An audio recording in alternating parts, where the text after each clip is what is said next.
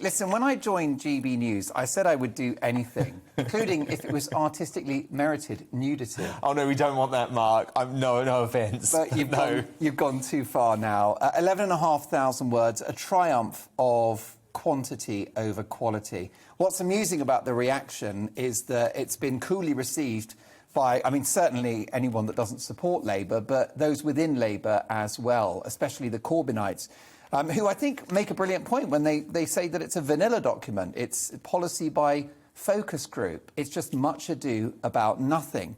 The actual title of this essay is The Road Ahead, but it's the road to hell, it's the road to nowhere. Higher taxes, a continuation of the culture war, state control, more borrowing. Honestly, it's a nightmare scenario. I'm thinking, bring back Corbyn, all is forgiven. At least Corbyn had some principles. Of course, I jest, because this is a guy that threatened our own national security.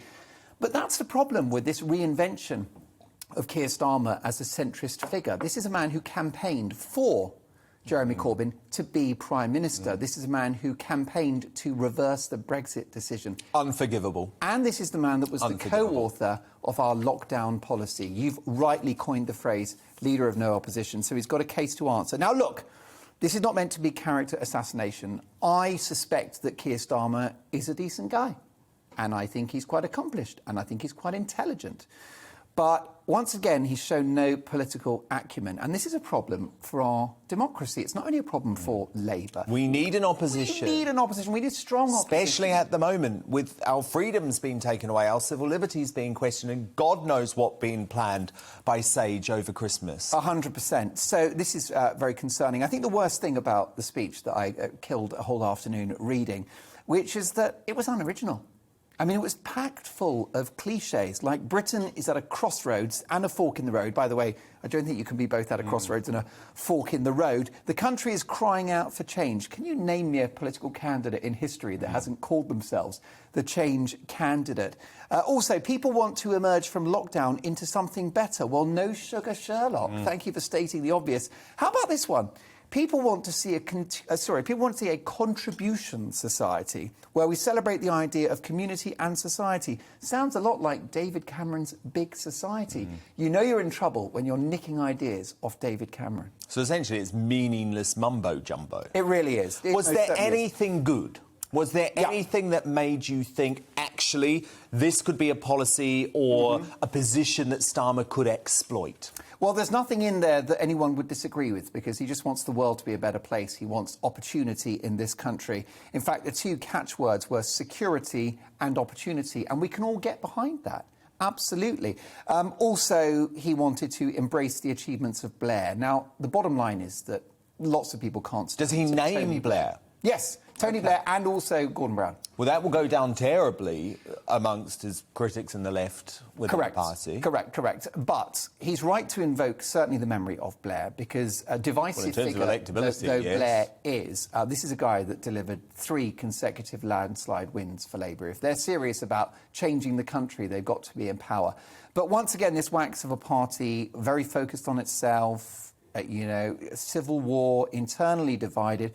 It's very ironic, isn't it, for example, that the issue of Europe, which threatened to destroy the Tory party for decades, has now saved the Tory party. Can you remember a moment in recent political history when the Conservatives have been more united? I mean, yes, there's a bit of a kerfuffle about COVID passports and lockdowns, but on Europe, that issue has been resolved. Been put to bed. Keir Starmer had the cheek to criticise Boris Johnson by saying that Boris is utterly unserious and completely unprepared for the great challenges of our time. Now, his persona may be unserious, but that's because of his political identity. I mean, he's an entertainer. But you cannot dismiss Boris Johnson in the way that Starmer has. Boris won an election, landslide victory, 80 seats. He got Brexit done. The vaccine rollout was a huge success. We're both against lockdowns, but the furlough scheme has saved countless jobs. This is not a Prime Minister that is struggling or on the ropes. And Keir Starmer, leader of the opposition, definitely is. My big question about this document is, the idea is we're supposed to get to know him better.